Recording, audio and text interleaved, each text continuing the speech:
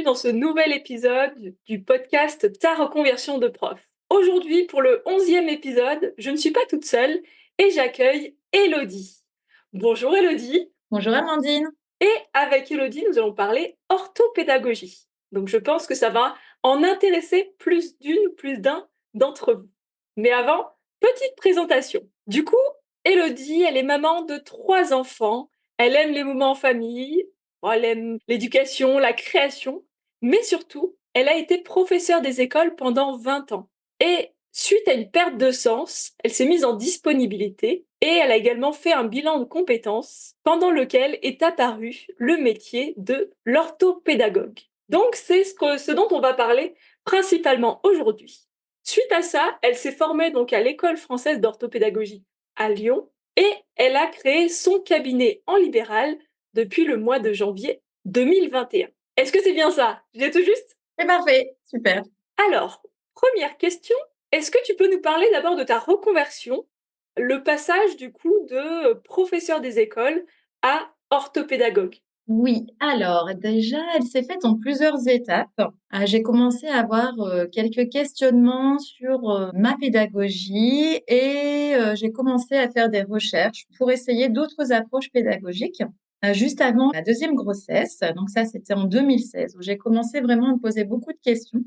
J'étais vraiment une professeure, je pense, passionnée, mais j'avais un besoin de sens et un besoin de liberté qui s'est de plus en plus confirmé ensuite avec mes autres grossesses. Donc voilà, je pense que ce qui était important de dire, c'est que ça s'est pas fait comme ça du jour au lendemain. C'est vraiment beaucoup de questionnements. J'avais vraiment cette impression de parfois saupoudrer, d'avoir dans ma classe des enfants avec des troubles ou un fonctionnement atypique. J'avais beau essayer de mettre en place des choses, bien ça fonctionnait moins bien et j'étais tout le temps en train de me poser plein de questions. Mon premier congé maternité de mon deuxième garçon m'a permis vraiment de me poser et puis j'ai repris un petit peu à mi-temps. Et alors là, c'était encore plus de questions, encore plus ce besoin de liberté, de vouloir profiter aussi de mes enfants, et puis ce besoin de sens qui revenait sans cesse. Et puis, je suis tombée enceinte de ma fille. Donc là, j'étais vraiment en congé parental et j'ai commencé à rechercher d'autres métiers parce que là, pour le coup, j'avais pas forcément envie de reprendre, je vais te dire, hein. Et c'est là où donc je me suis orientée vers un bilan de compétences. Et grâce à ma conseillère, j'ai découvert l'orthopédagogie, que je ne connaissais vraiment pas du tout à l'époque. Et puis, donc, je suis allée rechercher sur internet, plein de choses à ce sujet et là, vraiment, je me suis dit: «Ah mais ça pourrait m'apporter du sens» et donc j'ai creusé. C'est là où j'ai découvert donc l'École française d'orthopédagogie. J'ai fait le module de découverte et puis, eh bien, suite à ça, j'ai décidé de me lancer dans cette formation de 2 ans et donc je me suis mis en disponibilité en 2020. Donc tu vois, questionnement en 2016, donc formation en 2020, hein. Il y a quand même eu 4 ans de questionnement, d'introspection et puis voilà, suite à cette formation qui était absolument passionnante, où j'ai fait des rencontres formidables aussi, j'ai décidé de créer mon activité et donc mon cabinet Capable. Ce qui est super intéressant dans ton témoignage, c'est justement cette question du processus de reconversion et aussi la question du temps long, de la maturation du projet. Parce que finalement, tu es arrivé à un point, mais voilà, tu y avais commencé des années avant à réfléchir, à te poser des questions. Et du coup, c'est hyper intéressant d'avoir justement un autre exemple de ce type de parcours. Et pour revenir à l'orthopédagogie qu'on n'a pas encore expliqué, du coup, on laisse encore un peu le suspense. C'est aussi une piste de reconversion que j'avais imaginée quand j'étais dans ma période justement de recherche, d'introspection, parce que je trouve que c'est un métier passionnant qui gagne vraiment à être connu. Par rapport à ça, est-ce que tu peux nous parler plus de ce métier et de ton quotidien donc d'orthopédagogue?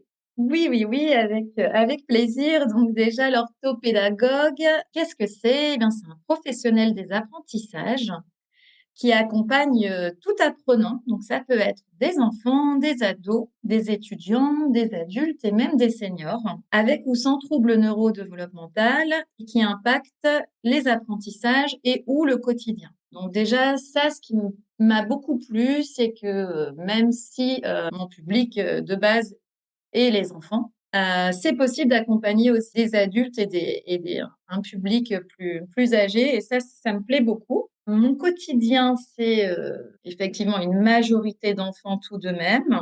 C'est extrêmement varié, c'est ce que j'aime beaucoup dans ce métier. Donc, j'ai soit des suivis en individuel, je prépare également des ateliers collectifs, par exemple dans les CCAS, dans les structures médico-sociales, dans les médiathèques.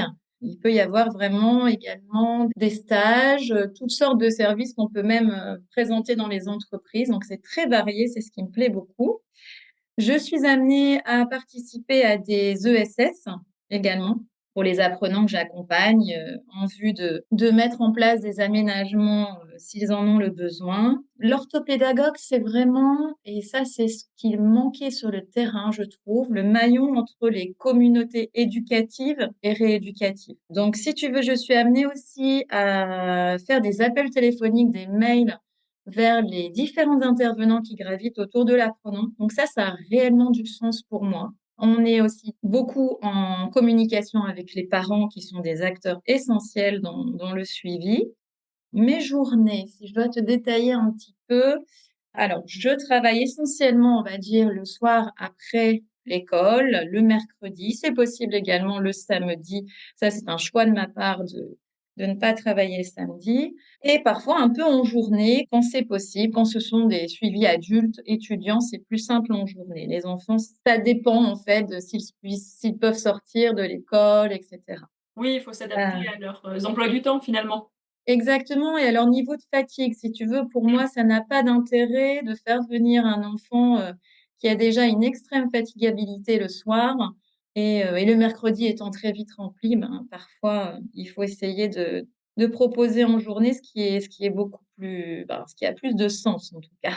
Alors ensuite, qu'est-ce que je peux faire aussi quand je n'ai pas les apprenants en présentiel? Eh bien, il y a un temps de bilan. C'est-à-dire que bon, déjà, j'ai une rencontre avec l'apprenant seul ou avec ses parents si c'est un enfant. Et là, c'est vraiment un temps de découverte.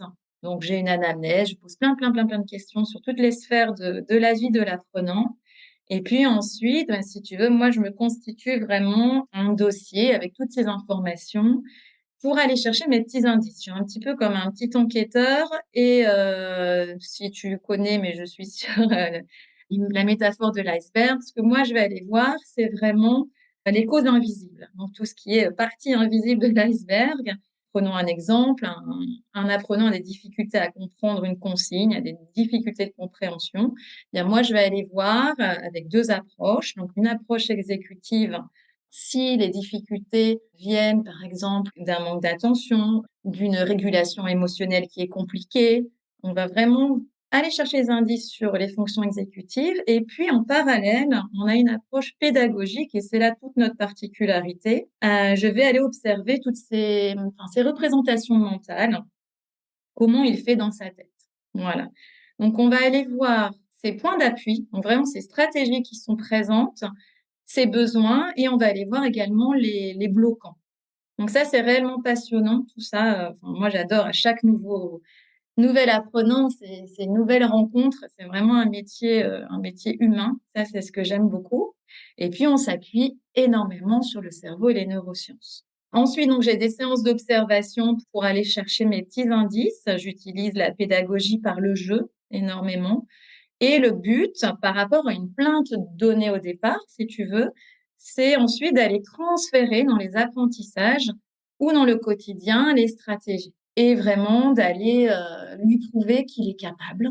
Parce qu'au niveau de la confiance en soi, de l'estime de soi, c'est assez compliqué avec ces apprenants-là.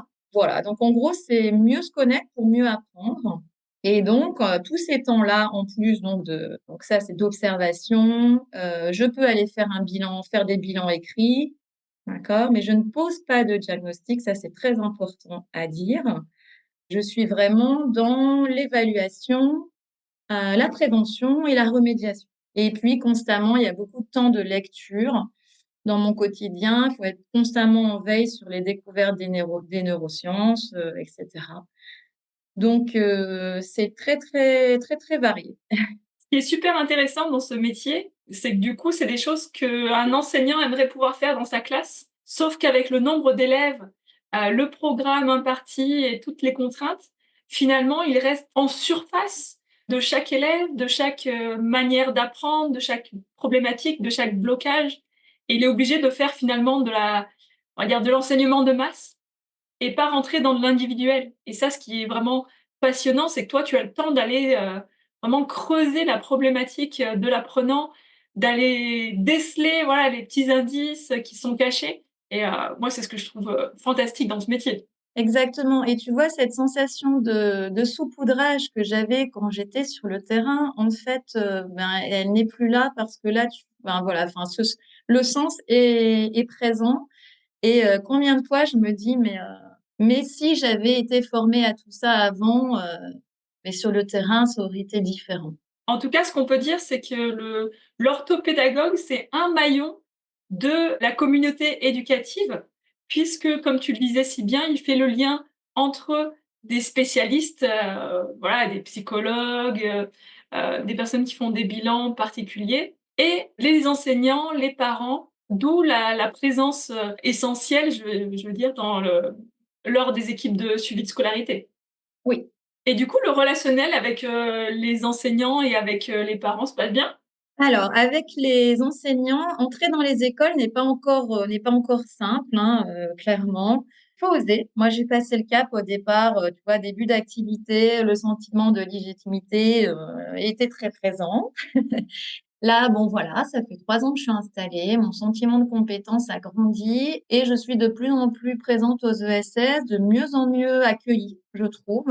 Ensuite, l'enseignant accepte ou non de me laisser observer en classe, ce qui est l'essentiel puisque les observations sont, selon moi, la base de tout. Donc, écoute, ça dépend des écoles, ça dépend des personnes, je pense, comme pour tout, mais c'est de mieux en mieux. Pareil pour les intervenants. Maintenant, certains orthophonistes m'appellent directement, donc ça, c'est vraiment très chouette. Et c'est moi, en fait, qui suis de plus en plus proactive pour les appeler. Tu vois, dès que j'ai un suivi, je sais que on accompagne un apprenant en commun, eh bien, je vais aller prendre mon téléphone et faire une lettre de présentation, l'envoyer par mail. C'est vraiment moi qui vais aller au-devant d'eux et ensuite ça se passe bien en général. Et si on fait le lien entre le métier d'orthopédagogue et le métier d'enseignant, pour toi, quelles sont les compétences d'enseignant que tu mets en œuvre tous les jours dans ton métier d'orthopédagogue? J'imagine qu'il y en a beaucoup. Oui, oui, il y en a beaucoup. La première qui est la plus importante pour moi, c'est l'écoute. Mais pas n'importe quelle écoute, celle que j'ai découverte lors de ma formation, c'est l'écoute active. Dans le sens où, si ça te parle également, tu es pleinement avec ton apprenant, tu l'écoutes. Et quand on est enseignant, je pense que j'étais à l'écoute de mes élèves, mais peut-être pas dans ce type d'écoute-là. Peut-être parce que j'avais un manque de temps, ou tu vois, avec le nombre d'enfants, etc., c'est plus compliqué. Bon, mais en tout cas, voilà, je pense que la première des compétences, c'est l'écoute, l'écoute active en particulier, la flexibilité, c'est-à-dire la capacité à être souple. Et bah, je pense que quand on est enseignant, on a tellement d'enfants différents, tellement de choses à mettre en place qu'on a une certaine flexibilité, je pense. Donc là, je la retrouve, elle est très très présente dans mon activité aujourd'hui. Une capacité, je dirais, d'observation et d'analyse. Ça va être important d'aller vraiment passer beaucoup de temps à observer, à trouver les petits indices. Je dirais, il faut être persévérante. Je m'étais dit, voilà, c'était un métier passion, hein, prof des écoles, mais je passais énormément d'heures. Et donc, quand je me suis reconvertie, je me suis dit, oui, non, mais je ferai quelque chose qui me demandera peut-être moins de temps le soir, etc. Et au final, ça demande beaucoup, beaucoup, beaucoup de temps quand on est passionné par ce métier. Donc, je pense qu'il faut être persévérante, vraiment, pour aller creuser, pour aller faire des lectures, etc. C'est un métier humain et quand on accompagne l'humain, je pense qu'on est sans cesse en réflexion et en découverte et puis en formation aussi, hein, parce que j'ai fait aussi d'autres petites formations à côté. La formation appelle à la formation, je pense. Donc, Oui, et la voilà. curiosité, c'est un des une des qualités aussi des enseignants généralement. Donc, dès qu'on a un sujet qui nous intéresse, on a tendance à aller creuser à fond.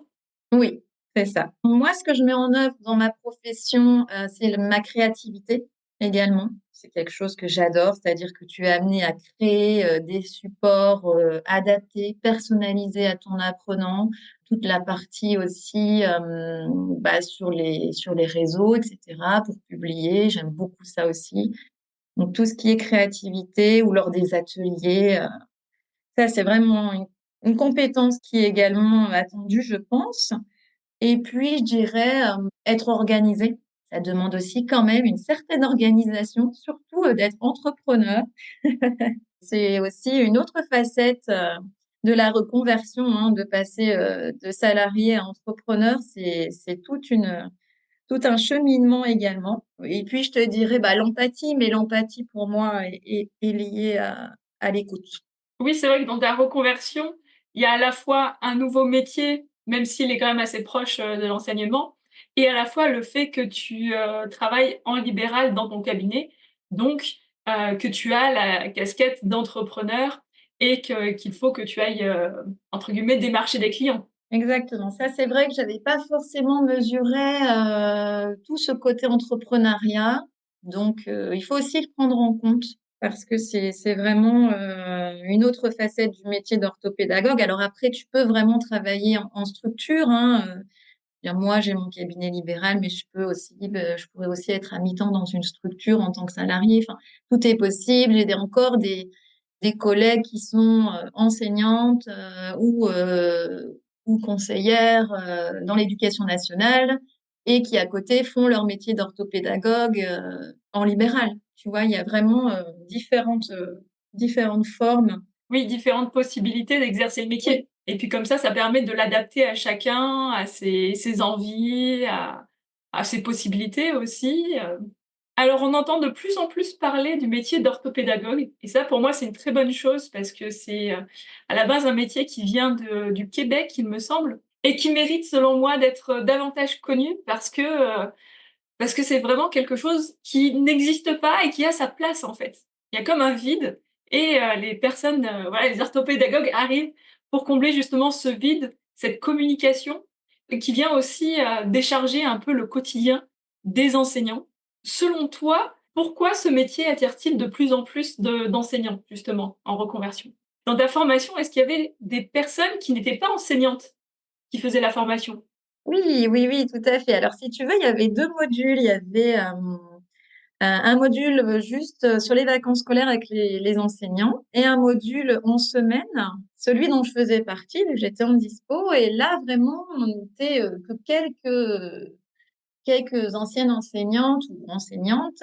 Il y avait beaucoup de personnes qui travaillaient complètement dans autre chose. Donc, c'est tout à fait possible aussi de faire une reconversion quand on n'était pas prof avant. Pourquoi? Donc, tu m'as demandé, beaucoup d'enseignants sont de plus en plus en quête de reconversion Et du coup, euh, attirés par ce métier? et attirés par ce métier-là. Beaucoup d'enseignants commencent à se dire qu'il y a des manques en termes de formation, formation initiale, mais également formation continue. Très souvent, quand je discute, ce sont des professeurs des écoles qui ont adoré leur métier, hein, je pense, mais qui, justement, ce que je te parlais, hein, de quête de sens, je pense. Mais comment on fait quand on a voilà, des enfants qui ont un fonctionnement atypique ou un fonctionnement avec un trouble neurodéveloppemental, mais qu'on n'est pas forcément formé à ça. Et je pense que ce sont des personnes qui vont aller vraiment rechercher des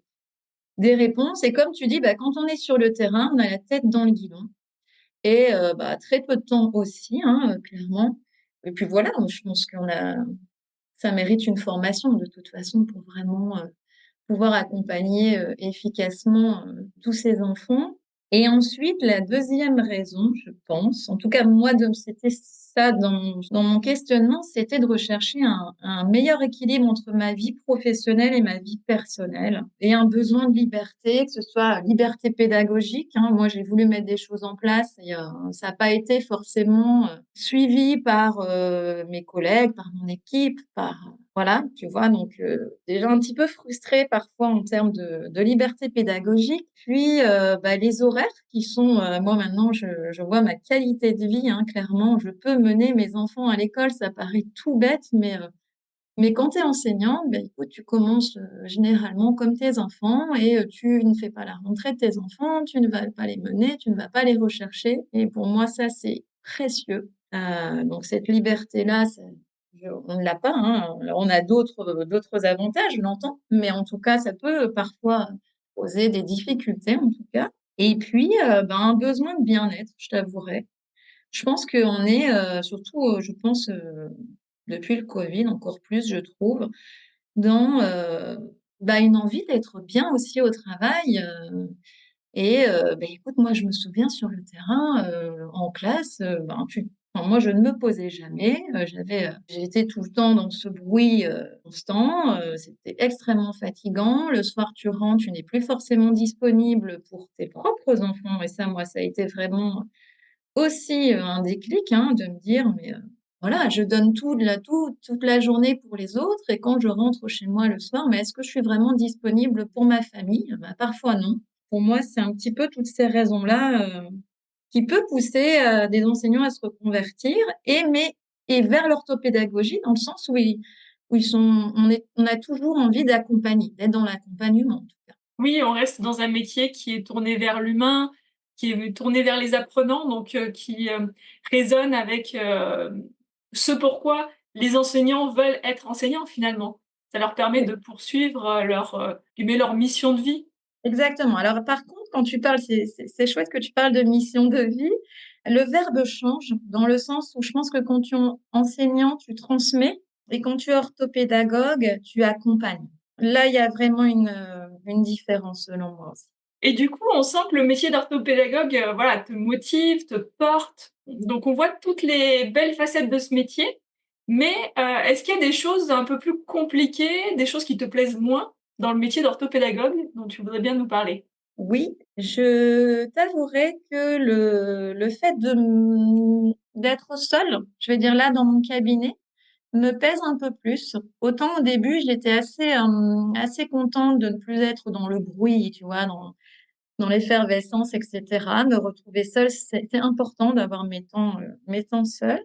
Mais voilà, le travail en équipe me manque un peu. Alors oui, je vais aller appeler les différents, intervenants, je vois les parents, mais il y a un petit peu quand même ce travail d'équipe qui me manque. Ensuite, ce qui me frustre beaucoup, et c'est pour ça que j'aime beaucoup accompagner les étudiants et les adultes parce qu'ils sont motivés. C'est eux-mêmes qui viennent me voir. Parfois, les enfants, même très souvent, ils viennent me voir parce que c'est leurs parents qui les emmènent et si tu veux, si l'enfant n'a pas envie, je n'y arriverai pas Mmh. et ça, c'est assez frustrant. Il faut que, j'ai appris aussi le lâcher prise, hein. C'est qu'au bout de quelques séances, si ton apprenant, ne met pas la clé dans son moteur et ne désire pas, s'activer, eh bien tu ne pourras pas l'accompagner. Donc ça, c'est un peu, ce que j'ai découvert sur plusieurs suivis et puis parfois aussi, le manque de collaboration avec les parents ou le manque de collaboration avec les enseignants ou les intervenants. Comme je te dis, ça va de mieux en mieux, mais parfois, voilà, il y a quand même des bloquants de ce côté-là et ça, c'est ce qui est un petit peu moins bien dans le métier, je trouve. Dans toute communication, voilà, il faut que les 2 parties soient, pleinement, partie prenante justement de l'acte de communiquer. Donc, quand, l'une a l'impression que sa présence est imposée, et ben, elle n'y met pas forcément du sien, elle est moins volontaire. Voilà. Pour Mmh. moi, je leur dis toujours: «On est tous dans la ronde», mais voilà, les stratégies, voilà, je peux les apporter à l'apprenant, mais les efforts, c'est à lui de les faire. Donc et les parents aussi, hein, un suivi, ça demande leur collaboration et parfois, c'est pas toujours possible. Et c'est comme ça. D'où la question du lâcher prise justement, de se dire: Mmh «Ben, mh. voilà, moi j'ai fait ma part et après c'est à l'autre d'accepter ou pas, l'aide, qui lui est proposée». On arrive bientôt à la fin de cette interview. Quel conseil donnerais-tu à un enseignant qui souhaite se reconvertir? Quel conseil? Un mot surtout, capable. Pour moi pour moi, tout le monde est capable, à condition d'avoir un état d'esprit dynamique, si ça te parle aussi. Ça, c'est quelque chose que j'ai découvert aussi en orthopédagogie et que j'adore transmettre, en tout cas, et également le mettre en place pour moi, qui parfois peut aussi, ou a pu avoir un état d'esprit fixe, à contrario. Donc ça, c'était une belle découverte. On peut apprendre toute sa vie grâce à la plasticité cérébrale, à condition, je vais dire, de se mettre en projet. Et ça aussi, ça a été une révélation dans ma formation, ce qui est tout ce qui est gestion mentale. La mise en projet, elle est essentielle. Donc ça, ce serait un conseil très, très important pour les enseignants qui souhaitent sauter le pas. Eh bien, ça se fera pas comme ça du jour au lendemain. C'est un petit peu des petits pas à faire sur le temps. Et il y aura des hauts et des bas, ça faut pas le cacher, hein, c'est sûr. Mais bah, on apprend aussi de ses erreurs, clairement. Ça, c'est ce que j'explique aussi aux apprenants. Et voilà, moi, j'aurais envie de leur conseiller tout ça et de se dire qu'ils sont capables, que leur bien-être et leur équilibre est essentiel et que tout est possible, en fait. Donc, je ne peux que les encourager. Eh ben, c'est un de très bons conseils, de très précieux conseils que tu nous donnes là, effectivement, sur le côté on est tous capables d'y arriver en fonction du projet qui nous porte. Et tu as bien souligné la question de la temporalité qui fait que le projet se mûrit petit à petit. Et quand il arrive à maturité, ben justement, on se sent l'énergie d'avancer. On sait que c'est le bon moment parce que voilà, on arrive à avoir cette envie, de retrouver sa flamme. Et c'est pour ça qu'il faut aussi être bienveillant envers soi-même en se disant: «OK, ça prend du temps, c'est pas grave, mais on est tous capables d'y arriver». C'est ça. Alors, avant de terminer cet épisode, je t'ai proposé un petit jeu. Du coup, c'est l'interview en 1 minute. Donc en gros, l'idée, je vais te poser des questions sur ta scolarité, sur ton métier d'enseignant et sur ton métier actuellement d'orthopédagogue. Donc c'est des questions, voilà, où tu peux répondre facilement par oui, par non ou par une réponse courte. Et l'objectif, c'est de répondre au plus de questions possible. Du coup, est-ce que tu te sens prête? Allez, c'est parti. Top! Est-ce que selon toi, l'orthopédagogie devrait être enseignée à l'INSPE, donc à l'école des profs? Oui, La recherche de ton premier client en tant qu'orthopédagogue a-t-elle été difficile? non, Quand tu étais, apprenante, est-ce que tu as déjà séché un cours? non, Est-ce que l'ambiance de la salle des maîtres te manque? non plus. As-tu gardé des contacts avec des anciens camarades d'école? Donc, Oui. quelle est la dernière victoire que tu as célébrée au sujet de tes réalisations professionnelles? Mon mémoire? Quand tu étais à l'école, est-ce que tu as envisagé d'autres métiers à part l'enseignement? Non, Est-ce que tu as déjà eu l'occasion d'enseigner à l'étranger? non. Top! Donc bravo, tu as répondu à 8 questions en 1 minute. Alors, bah, en tout cas, c'est la fin de cette, interview et de cet épisode. Je te remercie chaleureusement, par rapport à ces échanges qui sont passionnants et qui vont intéresser, j'imagine, les enseignants qui vont écouter cet épisode de podcast. Et je te remercie du coup, d'avoir accepté mon invitation puisque, tu ne l'as pas dit, mais c'était pour toi une première, voilà, de répondre à des questions, sur un épisode de podcast. Oui, merci à toi en tout cas pour cette invitation. J'adore découvrir et faire des nouvelles expériences, donc c'était très très chouette. À la fois pour faire connaître l'orthopédagogie qui a toute sa place en France et pour eh beh, donner plein de conseils à ceux qui souhaitent devenir orthopédagogues et aux profs qui souhaitent se reconvertir. C'est une belle mission que tu entreprends. Eh ben, merci et bah, j'espère que l'épisode vous aura plu, chers auditeurs. Si c'est le cas, n'hésitez pas à le faire savoir, sur les réseaux sociaux ou par mail. Je serai ravie d'écouter, vos témoignages et puis si vous avez des questions justement sur l'orthopédagogie, n'hésitez pas à me les envoyer. Je les transmettrai à Élodie et je vous dis à dans 15 jours pour le prochain épisode. Bye bye! Au revoir, merci.